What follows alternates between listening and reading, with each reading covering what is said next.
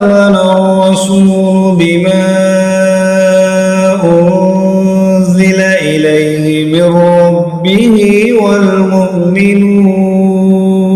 السلام عليكم ورحمة الله وبركاته.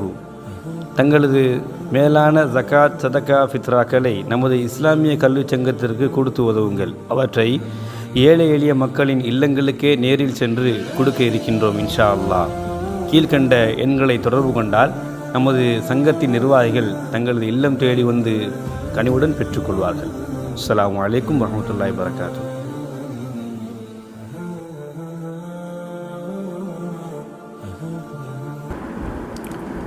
அஸ்ஸலாமு அலைக்கும் வரஹ்மத்துல்லாஹி வபரகாத்துஹு. அல்ஹம்துலில்லாஹி ரப்பில் ஆலமீன் வஸ்ஸலாத்து வஸ்ஸலாமு அலா அஷ்ரஃபில் அன்பியாஇ வல் முர்ஸலீன் وعلى آله وأصحابه ومن تبعهم بإحسان إلى يوم الدين أما بعد فأعوذ بالله من الشيطان الرجيم بسم الله الرحمن الرحيم فقصص القصص لعلهم يتفكرون رب اشرح لي صدري ويسر لي أمري واحلل عقدة من لساني يفقهوا قولي رضينا بالله ربا وبمحمد رسول وبالإسلام دينا. அனைத்து புகழும் அகிலங்கள் எல்லாவற்றையும் படைத்து பரிபக்குவப்படுத்தி பாதுகாத்து வருகின்ற வல்ல ரஹ்மான் அல்லாஹ் ஒருவனுக்கே புகழனைத்தும் உரித்தாகட்டுமாக. சாந்தியும் சமாதானமும் நம் உயிரிலும் மேலான ஈருலகத்தை எழுதற்கண்மணி நபிகள் நாயகம் ஸல்லல்லாஹு அலைஹி வஸல்லம் அவர்களின் மீதும் அவர்களது உற்றார் உறவினர்கள் சத்திய சஹாபாக்கள் தாபிஈன்கள் தபூ தாபிஈன்கள் இமாம்கள் குறிப்பாக நம்மவர்கள் அனைவர்களின் மீதும் என்றென்றும் எப்பொழுதும் நிலவட்டுமாக. அன்பிற்கினிய அல்லாஹ் நல்லடியார்களே, அல்லாஹுடைய மாபெரும் கிருபையால் புனிதமான இந்த ரமலானுடைய மாதத்திலே நமது இஸ்லாமிய கல்வி சங்கத்தின் யூடியூப் வலைதளத்தின் மூலமாக தங்களை சந்திப்பதில் மட்டில்லா மகிழ்ச்சி அடைகின்றோம். அல்ஹம்துலில்லாஹ். இந்த மிக முக்கியமான தருணத்திலே தொடர் பயான் எனும் நிகழ்ச்சியில் எடுத்துக்கொண்ட தலைப்பு முன்னொரு காலத்தில் அப்படின்னு சொல்லுவோம். அதுதான் நம்முடைய தலைப்பு. முன்னொரு காலத்தில் அப்படின்னு சொன்னால் வரலாறுகள் நிறையா இருக்குது. புனையப்பட்ட வரலாறுகள் இருக்குது. சில வரலாறுகள் உண்மையானதாக இருக்கும், அதில் பொய்யும் பொருட்டும் கலந்து இருக்கும். இப்படிப்பட்ட வரலாறுகளுக்கு மத்தியில் இஸ்லாம் நமக்கு சொல்லக்கூடிய வரலாறுகளை இறைமுறை வசனங்களின் மூலமாகவும் நபி ஸல்லல்லாஹு அலைஹி வஸல்லமுடைய வாழ்வில் மூலமாகவும் நிறைய சான்றுகளை நமக்கு தந்துவிட்டு சென்றிருக்கிறார்கள். அப்படி நடந்த நபி ஸல்லல்லாஹு அலைஹி வஸல்லம் அவர்களால் சொல்லி காட்டப்பட்ட வரலாறுகளை தான் இன்ஷா என்ன செய்கிறோம் பார்க்க போகிறோம். இது நடந்த வரலாறு என்பதனை முதலாக புரிந்து கொள்ளணும். இந்த வரலாறு எப்படியானது, வரலாறுனா என்ன, நம்ம என்ன நினைச்சுக்கிறோம் அப்படின்னு சொன்னால், அல்லாஹு தஆலா தனது திருமலை சொல்லும்போது சொல்கிறான், ஃபக்ஸுஸில் கஸஸ லஅல்லஹும் யதஃபக்கரூன். நம்ம இந்த வரலாற்றை சொல்லுவதனுடைய நோக்கம் என்னன்னு சொன்னால், சிந்தித்து நல்லுணர்வு பெற வேண்டும் என்பதற்காக வேண்டி தான் இதெல்லாம் சொல்லப்படுகிறது என்று அல்லாஹ் தஆலா தனது திருமறையில் 7வது அத்தியாயம் 176வது வசனமாக குறிப்பிடுறாங்க. அப்போது வரலாற்றை சொல்வதனுடைய நோக்கம் என்னவாக இருக்க வேண்டுமானால், அதன் மூலமாக படிப்பினை பெறுவதோ அல்லது சிந்தித்துணர்வதோ போன்ற விஷயங்கள் அதில் இருக்கணும். வரலாறு தெரியாதவன் வரலாறு படைக்க முடியாதுன்னு சொல்லுவாங்க. அது கரெக்டு தான். ஏன் அப்படின்னு சொன்னால், என்னுடைய குடும்ப பின்னணி, என்னுடைய போங்கு கொஞ்சமாவது எனக்கு தெரிஞ்சிருக்கணும். அப்போ தான் நான் அடுத்து எடுத்து வைக்கிற ஒரு அடிங்கிறது அது சார்ந்ததாக இருக்கும். இல்லைன்னு சொன்னால் வழிதவறி போவதற்கான வாய்ப்புகள் ரொம்ப அதிகம். அதனால் வரலாற்றை தெரிந்து கொள்வது என்பது அவசியமானது. ஆகவே தான் அதன் அடிப்படையில் நம்ம முன்னொரு காலத்தில் அப்படின்ட்டு ஒரு தலைப்பை தேர்வு செஞ்சுக்கிறோம். இப்போ இதில் இன்னொரு விஷயத்தை பார்க்கணும். வரலாறுனால் அதை தெரிந்து கொள்வதனால் என்ன பயன் இருக்கிறது? லகத் கான ஃபீ கஸஸிஹிம் இப்ரத்துல் லிஉலில் அல்பாப் மா கான ஹதீஸன் இஃப்தரா என்று வரக்கூடிய அந்த வசனத்தில் நிச்சயமாக அவருடைய வரலாறுகளில் அறிவுடையவருக்கு நல்ல படிப்பினைகள் இருக்கிறது என்று அல்லாஹ் தான் சொல்கிறான். அது மாத்திரமல்ல, அல்லாஹ் தஆலா சொல்கிறான், வேணும் தொடர்ந்து சொல்கிறான், இது இட்டுக்கட்டப்பட்ட செய்திகள் அல்ல. குர்ஆனில் சொல்லப்படக்கூடிய வரலாறுகள் எல்லாம் இட்டுக்கட்டப்பட்டதல்ல, உண்மையிலேயே நடந்த வரலாறுகளைத்தான் அல்லாஹ் சுப்ஹானஹு வ தஆலா சொல்லியிருக்கிறத தெளிவுபடுத்துகின்றான். அப்போது கதைகளை பொறுத்தவரையில், இஸ்லாமிய வரலாற்றுகளை பொறுத்தவரையில் அதில் பொய் பொருட்டுக்கு என்ன கிடையாது, வேலை கிடையாது. ஒரு விஷயத்தை நம்ம எடுத்து படிக்கிறோம்னா அதில் ஆத்தரைஸ் பார்க்கணும். அதாவது அந்த செய்தி, அந்த வரலாறு தெளிவாக இருக்குதா, தெளிவான அறிஞர்களால் நமக்கு இந்த கொண்டு சேர்க்கப்பட்டிருக்குதா அப்படிங்கிறத மட்டும் பார்க்கணும். அது சரியாக இருந்தால் வரலாறும் சரியானதாக இருக்கும். அது மாத்திரமல்ல, மக்கள்கிட்ட பேசும்போது நாம் சிந்திக்க வைப்பதற்காக வேண்டித்தான் பல உபதேசங்களை நாம் கையாள வேண்டுமே தவிர, பிரச்சாரங்களை மேற்கொள்ள வேண்டுமே தவிர, சிந்திப்பதற்காக மட்டுமே என்று சொல்லி நினைக்கக்கூடாது. நம்முடைய கால நேரங்களை வீணடித்து விடக்கூடாது. வயலுல் இல்லதி யுஹத்திசு பில் ஹதீசி லியுத்ஹிக பிஹில் கௌம ஃபயக்திபு வவைலுல் லஹு வவைலுல் லஹு என்று சொல்லக்கூடிய ஒரு ஹதீஸை பார்க்குறோம். என்ன அப்படின்னு சொன்னால், பேசும்போது பிறரை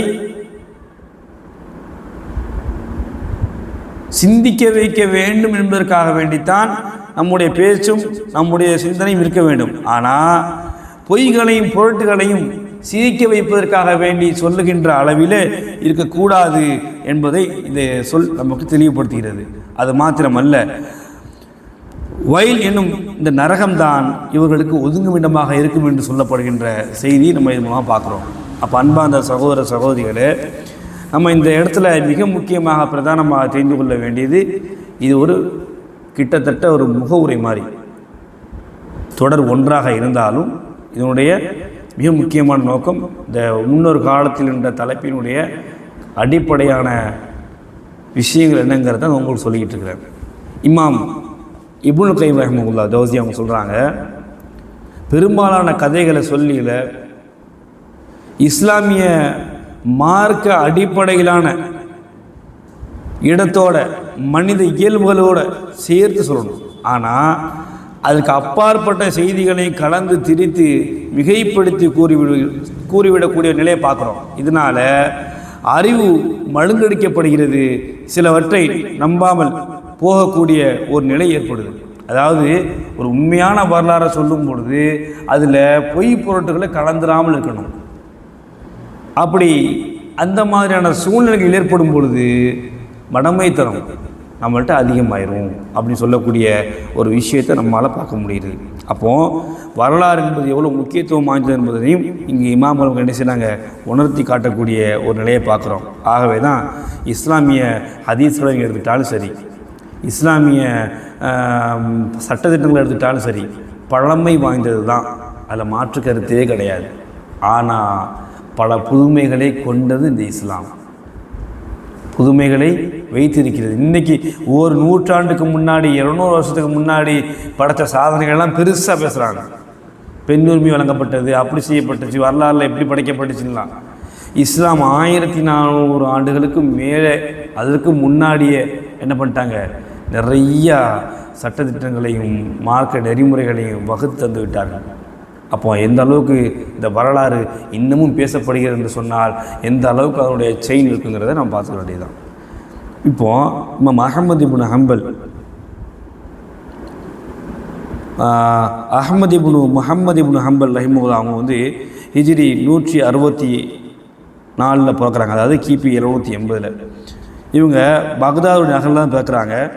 சிறு வயதிலேயே தந்தையை இழந்தாலும் தாயினுடைய வளர்ப்பில் தான் இவங்க இருக்கிறாங்க. இமாம் அபு ஹனீஃபாவின் மாணவராகவும் இருக்கிறாங்க ரஹிமஹுல்லாஹ். அதே மாதிரி அபு ஹனீஃபாவின் மாணவர் அபு யூசுஃப் ரஹிமஹுல்லாஹ் அவர்களிடமும் இமாம் ஷாஃபி ரஹ்மத்துல்லாஹி அலைஹி அவர்களிடமும் கல்வியை கற்றுக்கொண்டவங்க.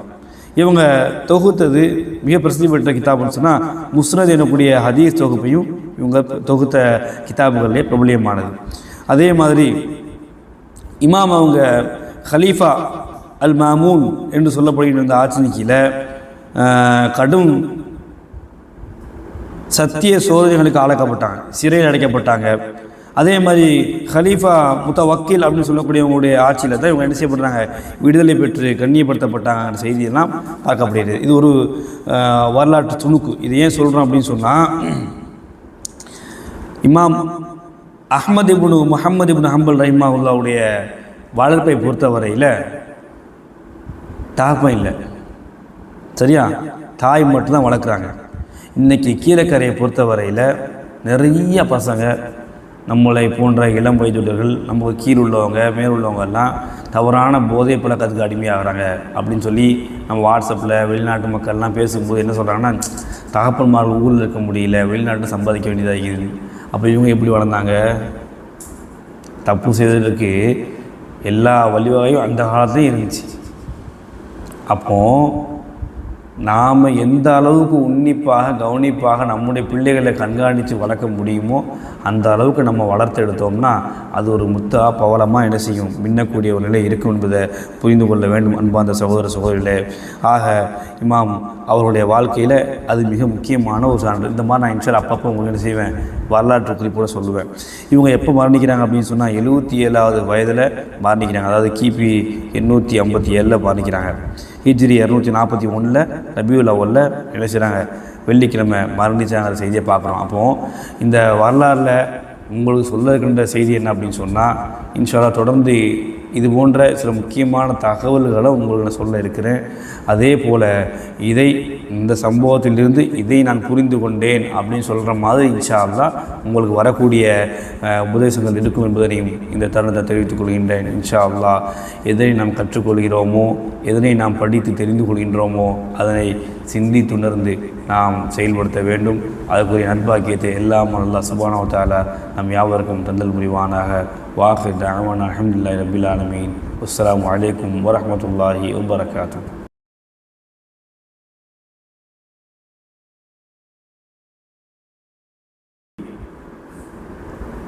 அஹ்மது இப்னு முஹம்மது இப்னு ஹம்பல் ரஹிமஹுல்லா அவர்கள் பிறந்த ஹிஜ்ரி என்ன? இன்றைய கேள்வி பதிலுக்கான பரிசினை வழங்குவோர் ஒய்லென்ஸ் marketing services and right app நிறுவனத்தார்.